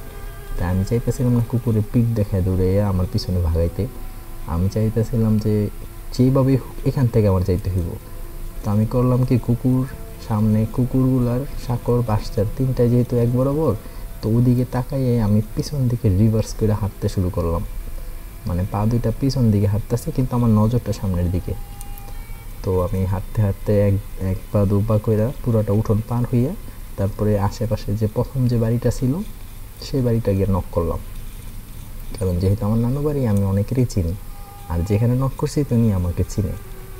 তো আমি তারে নক করলাম ঠিক এইভাবে যে নানা, নানা, ও নানা, নানা একটু দরজাটা খুলেন তো, নানা, নানা, ও নানা। তো ঠিক এভাবে বলার পরে একটু পরে উনি দেখলাম যে বাসার ভিতরে লাইট জ্বলে উঠলো, মানে উনি দরজা খোলার প্রিপারেশন নিতেছে। এর ভিতরে একটা কথা বলে রাখা ভালো, যে যাকে আমি নানা ডাকতেছিলাম সে হচ্ছে আমার একজন মামা, যদিও তার বয়স 60-এর উপরে, কিন্তু ওই সময় আমি তার নানা ডাকতেছিলাম। আর উনি পরে আমাকে বলছিল যে ওনার একটা নাতি ছিল আমার বয়সী, তো সেই নাতি আবার মাদ্রাসায় পড়ালেখা করতো। আর আমি ছোটোবেলা থেকে অনেকেরই দেখছি যে যারা কিনা মাদ্রাসায় পড়ালেখা করে তাদের কিছু কিছু হঠাৎ করে মাদ্রাসা থেকে পলাইয়া বাসায় এসে পড়ে। তো উনি ভাবছে কি যে ওনার সেই নাতি হয়তো রাত্রেবেলা করে মাদ্রাসা থেকে পলাইয়া বাসায় এসে পড়ছে। তো উনি তো ওনার নাতির এক্সপেক্ট করে দরজাটা খুলছে। তো খোলার পরে আমার দেখা তো উনি প্রথম একটু অবাক হয়েছে। তারপরে জিজ্ঞেস করলো যে তুমি এত রাতে এখানে কি করো? তা আমি পরে বললাম যে আমি ওই পাড়ায় যাইতে চাইছিলাম, তো কুকুরগুলার সামনে সাঁকর সামনে কুকুরগুলা বসে রয়েছে, এই জন্য আমি আর যাইতে পারি নাই। আমার একটু ভয় লাগতেছিল, তা আমি একটু বাসায় চলে যাবো এখন। আবার তো একটু আগায় দিবেন আমারে, আমি একটু বাসায় চলে যেতে চাইতেছি। তো আমি তখন ওনার বাড়ি দরজার বরাবরই একদম সাঁকোটা একটু দূরে, তো ওদিকে তাকাইলো, আমিও তাকাইলাম, দেখলাম যে কুকুরগুলো আর তখন নাই, তখন আর দেখা যেতেছে না কুকুরে। যদিও ওই বাঁশঝাড়ের কারণে ওই জায়গাটা একটু অন্ধকারাচ্ছন্ন, কেউ থাকলেও সহজে বোঝা যাব না, কিন্তু তারপরেও আমি যতটুকু বোঝা যাইতেছে যে না ওইখানে কিছু নাই সম্ভবত। তো আমি তারে বলার পরে সে আমার যে কিছু বলবো তার আগেই আমি দেখতেছিলাম যে আমার নানু বাসা থেকে আমার ওই কুকুরে ওই সাঁকোর যে রাস্তাটা, সেই রাস্তাটার দিকে যেই পথ দুইটা আসা লাগে, সেই পথ দুইটাই দুইজন মানুষ লাইট নিয়ে এদিকে আসতেছে। তো আমি পরে একটু ভালোভাবে খেয়াল করেই দেখলাম যে ওইটা একজন হচ্ছে আমার নানু, আরেকজন আমার খালামণি। তো একটু পরে সামনে আইসা তো নানু বলতেছে আমার যারা শুরু করে দিল যে কিরে তুই এখানে কে? তোরে আমি পাঠাইলাম ওয়াশরুমে, আমি গেলাম লাইট আনতে, আইনা দেখি আছে হিমেল আছে, তুই নাই, তুই গেলি কই? তোর আমি কই জায়গায় খুঁজছি, পুরো এলাকা তন্ন করে গেলাম এই যতটুকু সময় দৌড়াদৌড়ি করে, এই রাত্রেবেলা করে শরীরে ঘাম ছুটা লাগছে। আমি ব্রিজে গেছিলাম, ব্রিজে সবাই কাস্টিং করতেছে, ওই ঢালাইয়ের কাজ চলতেছে, আমি ওইখানে খুঁজে এলাম, এইখানে দেখলাম কোথাও নাই। তুই এখানে এত রাইতে এই জায়গায় এসেছিস কি লিগা? পরে আমি বললাম যে খালামণি তো আমার বললো যে ওই খালুরে আবার চেক করতে যাইবো যে খালু ওই বাসায় আসছে কি না, এই জন্য আমি খালামণির সাথে আসলাম এখানে। পরে ওইখানে করে কুকুর বসেছিল, পরে আমি আগাইতে পারি নাই, পরে আবার এই নানার কাছে আইছি। পরে এসে নানু কিছু বলে না বললেই ওই মামা যে আমি নানা বলতেছিলাম তারে আর কি দুঃখ প্রকাশ করলো যে এত রাত্রেবেলা তার ঘুমটা ভাঙার জন্য। তো উনিও আসলে তেমন কিছু না বইলা বলছে সমস্যা নেই, পোলাওয়ের মানুষ, বুঝতে পারছি হয়তো কিছু খারাপ কিছু দেখছে, আচ্ছা সমস্যা নেই বাসা নিয়ে যান। তো এটা বললে উনি আবার ঠিকই দরজা লাগায় ঘুমাইতে চলে গেল। আমরাও আমাদের নানির বাসার দিকে হাঁটা দিলাম। তো বাসায় আসার পরে নানু আমারে বললো কি হয়েছে? আমি বললাম যে মনে মনে খালামণি বলতেছিল আমারে যে চল আবার দেখে আসি। আমিও খালামণি পিছনে গেলাম। পরে আমি সাঁকর ওইখানে গিয়ে দেখি আমি আর খালামণি আমার আশেপাশে কেউ কোনো জায়গায় নাই। পরে খালামণি বলতেছে যে আমি তো সন্ধ্যাবেলা তোর ওই বাসা থেকে ঘুরাইয়া নিয়ে আসার পরে আমি যে ঘুমাইছি, আমি তো রাত্রে ভাত খাবারও খাই নাই, আমি কিছুই করি না। আমি এখন আমার মায়ের ডাইকে উঠাইলো যে তরে বেলে খুঁজে পাইতেছে না, এর ভিতরে তো আমি ঘুমের থেকে উঠি নাই। তো পরে এসে নানু সব কিছু শুনি না, নানু বললো যে ঠিক আছে সমস্যা নাই, আমি পরে দেখবো না কী হয়েছে না হয়েছে, তুই এখন ঘুমা। আর ঘুমানোর আগে আমার ওই যে গ্রামের যে রিচুয়াল বা কী বলে এগুলারে, যে তাদের কিছু বিশ্বাস যে লবণ পানি তারপরে গরম কইরা লোহা গরম কইরা, তো এই সব কিছু জিনিসগুলো আর কি আমার সব কিছু মনে নাই, কিছু কিছু কইরা দেন আমার পানি খাওয়াই দিল। তো আমি আসলে শুয়ে পড়লাম। তো সকালবেলা ঘুম থেকে ওঠার পরে আমার আম্মু আর কি আমার ফোন দিল নানুর মোবাইলে, যে আসলে আমি হচ্ছি একমাত্র ছেলের, আর আমার ছোট দুইটা বোন আছে, তো আমি খুব আদরের। তো আমার আম্মু ফোন দিয়ে রুটিন চেক আর কি প্রতিদিনই ফোন দিত খোঁজ খবর নেওয়ার জন্য। তো আম্মু ফোন দেওয়ার পরে আমার নানুর সাথে কথা বলতেছিল। তো নানুরে বলতেছিল যে ওর একটু রাইখেন, আমি স্বপ্নে খুব খারাপ দেখছি। তো যখনই বলছে স্বপ্নে খুব খারাপ দেখছি, তখন আমার নানু আবার কালকে রাতের ঘটনাটা মনে পড়ে গেছে তার, তাই একটু জিজ্ঞেস করছে যে কী দেখছিস তুই স্বপ্নে? তখন আমার আম্মু বলতেছিল যে আমাদের বাসা থেকে ওই পাড়া যাইতে যে সাঁকোটা পড়ে, সেই সাঁকোটা দেখি কি আমি নিচে ওই সাঁকোটা থেকে একটা দড়ি ওই গাইবিভাবে আইছে, আর আমি সেই গাইবি দড়িতে ওই ফাঁসি যেভাবে আসামি ফাঁসি দেয় সেভাবে আমার গলার মধ্যে ফাঁসির দড়ি পরাইয়া একটা টুলের উপর দাঁড়া করে রাখছে। মনে হয় যে একটা রুমাল পরব আর লিভারটাকেও টাইনা দিব, এরকম টাইপের সিচুয়েশনে আমি দাঁড়ায় রয়েছি। আর আমি যে টুলে দাঁড়ায় রয়েছি সেই টুলের পা ধইরা তুমি বসে বসে নিচে কান্না করতেছো।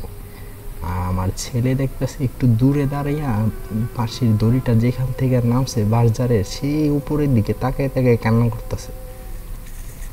তো এই কথা শোনার পরে তো আমার নানু একটু মানে উনিও ব্যাপারটা বুঝতে পারতেছিল না যে কী হইলো এটা, রাত্রেবেলা এরকম একটা ঘটনা, আবার আম্মু সেম টাইমে এরকম স্বপ্ন দেখতেছিল। তো পরে আম্মুরে বললো আস্তে আস্তে সব কিছু। আম্মু তো প্যানিক হয়ে গেল, প্যানিক হয়ে আগামাগাটি করে আর কি ওই আমাদের বাসা থেকে নানু বাসায় চলে আসছিল। তো আসলে ওই সময়ে ঝাড়ফুঁক টাড়ফুঁক যাই হয় এরকম টুকটাক একটু কইরা দেন আমার একটু পানি টানি খাওয়াইছিল। তো পরে আমার নানু এক সময় বলছিল যে যেহেতু সে আর কি পুরনো আগের দিনের মানুষ, তো যে তার একটা তাদের অনেক কিছুই মিলা যায়, কিছু বললে তাদের অনেক কিছু ব্যাপারে ধারণা থাকে। তো তিনি আমার এক সময় বলছিল যে তোরে যে স্বপ্নে তোরে যে কুকুরগুলা বাধা দিছে, আমার মনে হয় যেগুলো ভালো সত্তার কোনো কিছু, তারা চাইতেছিল না তুই ওইখানে যে একটা বিপদে পড়স, কারণ ওইখানে একটা বিপদ হওয়ার সম্ভাবনা অনেক বেশি ছিল। যেহেতু তোর মায় সেম জায়গায় একটা স্বপ্ন দেখতাছিল যে তারে ফাঁসিতে ঝুলাইয়া রাখছে, জাস্ট ফাঁসি কার্যকর করাটা বাকি। তো আমার মনে হয় তুই যদি ওই কুকুরগুলার বাধা পার হইয়া ওই সাঁকোতে যাতি, যদি যাইতি, তাহলে তোর হয়তো কোনো একটা বিপদ হইতো বড় ধরনের। আর ওই বিপদ যদি হইতো তাহলে তোর মায় হয়তো স্বপ্নে তাই দেখতো যে তোর মারে ফাঁসিটা দেওয়া হয়ে গেছে, ওই যেখানে ঝুলে রাখছিল টুলের উপরে দাঁড়া করাইয়া, সেটা না, পুরো একদম ডাইরেক্ট ঝুলে দিতে হয়তো, এরকম কিছু হওয়ার সম্ভাবনা ছিল আমার মনে হয়। তো আমার নানু আমার এইভাবে বলছিল। তো এই আসলে এটাই ঘটনা ছিল।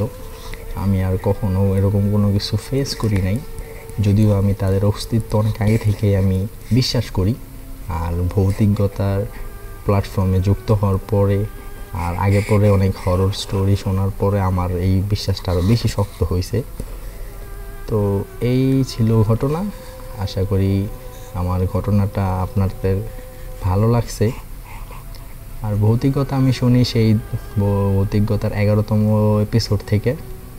আর আলিফ ভাইয়ের কণ্ঠের আমি ফ্যান বলতে গেলে সেই 2014 সাল থেকে। তো সবাই ভালো থাকবেন।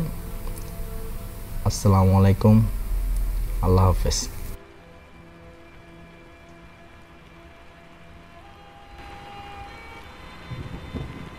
চলে এসেছি আজকের পর্বের শেষ ঘটনাটি নিয়ে আপনাদের সামনে। এটি একটি ছোট একটা ঘটনা এবং এই ঘটনাটা ঘটে একটা মসজিদে এবং মসজিদের আশপাশে। একদিন আসরের নামাজের সময়, সেটা হচ্ছে হেমন্তকাল, মানে শীত পরে অবস্থা। আসরের নামাজের সময় একজন মহিলা মসজিদের পুকুর ঘাটে নামে এবং সেখান থেকে তিনি পানি কলসির মধ্যে পানি ভরে নিয়ে তিনি ওঠেন এবং তিনি কয়েক কদম ওঠার পরেই তার হাত থেকে কলসিটা পড়ে যায়। কেউ তাকে বিকটভাবে একটা থাপ্পড় মারে, অদৃশ্য একটা থাপ্পড়, এবং সেই থাপ্পড়ের কারণে তার কলসিটাও তার হাত থেকে পড়ে যায়। এই থাপ্পড়টা লাগার পরে তিনি দিক বেদিক খেয়াল না করে উনি পাগলের মতো দৌড় দিলেন। দৌড় দিয়ে তিনি মানুষজনকে বললেন যে তাকে ভূতে থাপ্পড় মারছে মসজিদের সামনে। কেউ তাকে বললো যে তোমাকে যদি থাপ্পড় মেরে থাকে তাহলে তোমাকে জিনে থাপ্পড় মারছে। তো গ্রামে কিন্তু ভূত আর জিনের মধ্যে বিশাল তফাৎ। গ্রামে কিন্তু ভূতকে ভূত মনে করে, মানে ভয় দেখানো জিনিস, কিন্তু জিনকে মনে করে বিশাল কোনো ফিগার যে চাইলেই আলাদিনের চেরাগের মতো সব কিছু বদলে দিতে পারে। গ্রামের মানুষের কিন্তু এটাই ওই সময়ের কিন্তু মানে চিন্তাভাবনা ছিল। এটা একটা বিচ্ছিন্ন ঘটনা হিসেবে নিলেন তারা। 2 দিন পরে ওই মসজিদে ডান পাশে একটা বড় নারকেল গাছ থেকে ধূপ করে কোনো কিছু নিচে পড়ার শব্দ আসে। তখন নামাজ চলছে, আসরের নামাজ চলছে। তখন ধূপ করে কোনো কিছু নিচে পড়ার শব্দ আসে, তো স্বাভাবিকভাবে হয়তো ডাব হতে পারে।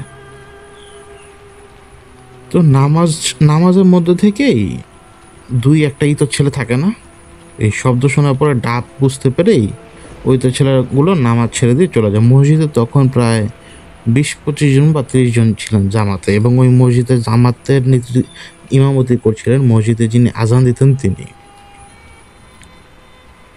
ওই 2-3টা ছেলে পেলে তারা দৌড় দিয়ে যখন ওই নারকেল গাছের ধারে যায়, যেয়ে দেখে যে তাদেরই গ্রামের একটা ছেলে, তার মুখ দিয়ে রক্ত বেরোচ্ছে, তো চোখটা বের হয়ে এসছে, উপর থেকে পড়ে মারা গেলে যে অবস্থাটা হয়।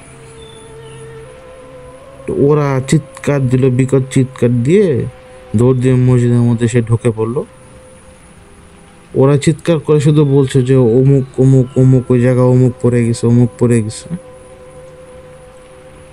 এই দ্রুততার সাথে ইমাম সাহেব নামাজ শেষ করলেন এবং সাথে সাথে 2-3 লোক আগে দৌড় দিলেন ঘটনা কি দেখার জন্য। ওদেরকে জিজ্ঞেসও করছে কিন্তু, এবং আসলে ওইখানে একটা ছেলে নারকেল গাছ থেকে পড়ে নিচে মারা গেছে। এবং অবাক করার বিষয় হলো, গ্রামের মানুষজন নারকেল গাছে উঠতে গেলে একটা বিশেষ টেকনিকে ওঠে। তারা একটা বিশেষ টেকনিক ফলো করে। তাদের পায়ে কিন্তু দড়ি বাঁধা থাকে, যাতে তাদের পাটা একটা সার্টেন মাপের বাইরে যাতে না চলে যায়, তাহলে কিন্তু তারা গাছে থাকতে পারবে না, গাছের কন্ট্রোলও থাকবে না তাদের, তারা গাছ থেকে পড়ে যাবে কিন্তু। কারণ 2 হাত দিয়ে গাছ জড়িয়ে কিন্তু কেউ টিকে থাকতে পারবে না বেশিক্ষণ, ওই পায়ের জোরটাই তাদের আসল। এখন এটা দেখে কোনোভাবে বোঝা যাচ্ছে না যে এই ছেলে এই গাছে উঠেছিল, যে আর এই ছেলের পক্ষে, এই ছেলেটার হাইট হবে 3.5 ফিটের মতো, ছেলেটার বয়স হবে 10 কি 11 বছর, এই ছেলের পক্ষে তো উপরে ওঠা সম্ভব না। তো এই ছেলে জানাজা হলো, ওই দিন জানাজা হলো, এবং আশ্চর্যজনক বিষয়, মসজিদের কবরস্থানের মধ্যেই কিন্তু ছেলেটা পরে মারা গেছে।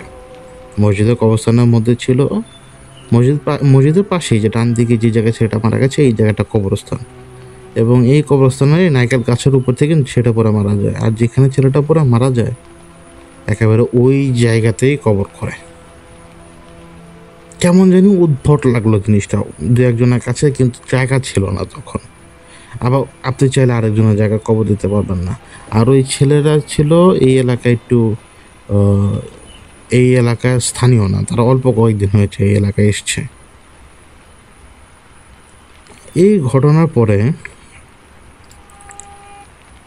একটা খবর রুটে যায় যে জিন ওই উমুকের মাকে থাপ্পড় মেরেছিল কাঠে পানি নেওয়ার সময়, আর ওই জিনই তাইলে ওই ছেলেটাকে কাছ থেকে ফেলে দিয়ে মেরেছে। মানুষজন একটু একটু কম কম আসা শুরু করলো মসজিদের দিকে প্রথম কয়েকটা দিন। 4-5 দিন পরে মসজিদের যে ইমাম, যিনি ওই যে হাফেজ সাহেব, যিনি মসজিদে ইমামতি করতেন, তিনি এশায়ের নামাজে আজান দিতে যখন তিনি আসেন, এশায়ের নামাজে আজান দেওয়ার সময় তিনি আগে যে মাইক চেক করলেন এবং দেখলেন যে মাইকে ব্যাটারিতে কানেকশন, মানে ব্যাটারিতে চার্জ দেয়, মাইক চালু হচ্ছে না। তো তিনি আবার ভুলেও গিয়েছিলেন যে ব্যাটারি চার্জ করতে নিয়ে যাওয়ার দরকার গঞ্জে। তো তিনি বাইরে বসে যখন আজান দিচ্ছেন, ওই আজান দেওয়ার সময় 1 সেকেন্ডের জন্য তার মনে হলো যে তিনি কাউকে দেখেছেন জুব্বা পরা।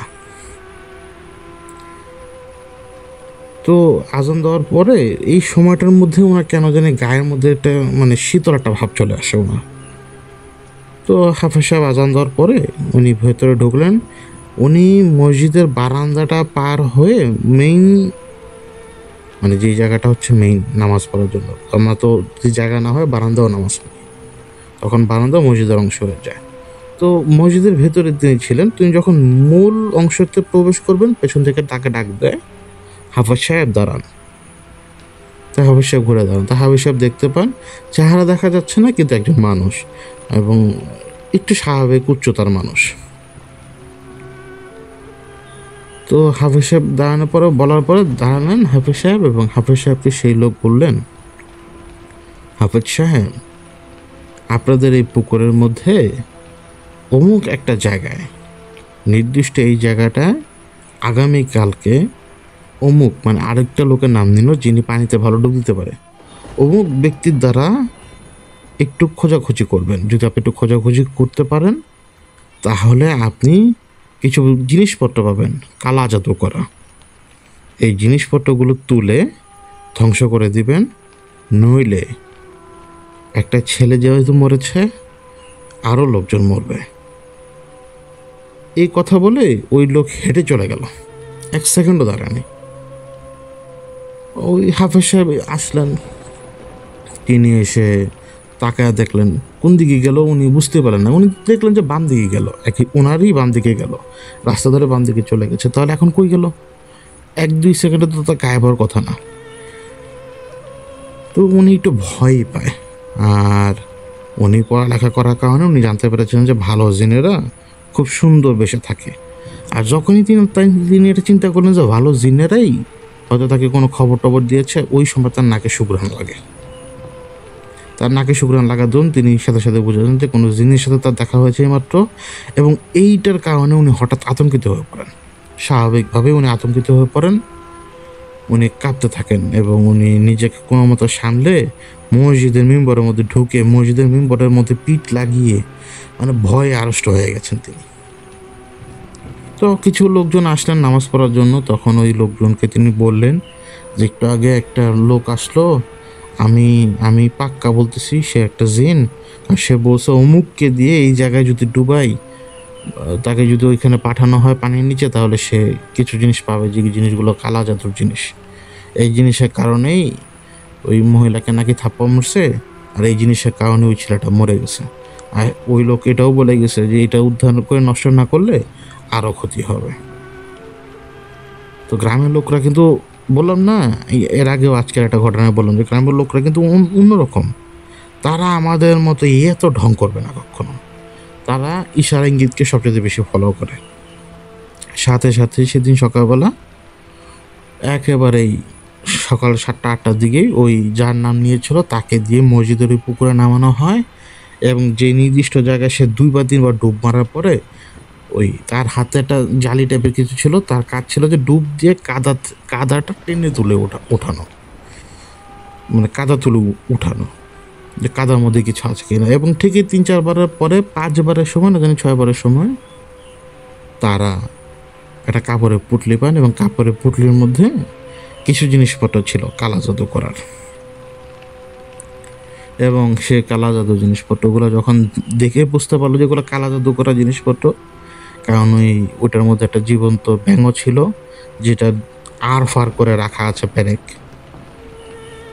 তো ওই জিনিসপত্রগুলো নষ্ট করে দিতেন তারা, এবং ওই জিনিসপত্র নষ্ট করে দেওয়া পর্যন্তই ছিল সব কিছু। এরপরে আর অন্য কোনো কিছু ঘটেনি, আর ফার্দার কোনো ঘটনাও ঘটেনি, কোনো থাপ্পড়ের ঘটনাও ঘটেনি, আর কোনো ছেলেও মারা যায়নি। কিন্তু এটা অবাক করার বিষয় ছিল যে ওই ব্যক্তি জানলো কিভাবে যে এই পুকুরের মাঝখানে কালা জাদুর জিনিসপত্র আছে। এখন এই জিনিসপত্রগুলো যদি না নষ্ট করে তাহলে কিন্তু আরো বড় ক্ষতি হতে পারত। তো এই ছিল ঘটনাটা। আশা করি আজকের পর্বে আপনাদের সবগুলো ঘটনা তো ভালো লেগেছে। আপনারা বেশি বেশি করে ঘটনা পাঠাবেন এবং চেষ্টা করবেন আপনারা নয়েজ মুক্ত অবস্থানে থেকে একটা ভালো অডিও ক্লিপে আপনার ঘটনাটি আপনার নিজের মুখে শেয়ার করতে। আপনার ঘটনাটি আপনি নিজের মুখে শেয়ার করলে আপনি অন্যজনকে যখন আপনার ঘটনাটা শোনাবেন, তিনি শুনে আপনাকে অবশ্যই প্রেরণা দিবেন যাতে আপনি পরবর্তীতে আরও ঘটনা পাঠান। আমাদের মেইল অ্যাড্রেসে আপনার ঘটনাটি পাঠিয়ে দেবেন। আজকের পর্বটি এখানে শেষ করছি। আল্লাহ আপনাদের সবাইকে ভালো রাখুক, সুস্থ রাখুক। আল্লাহ হাফেজ।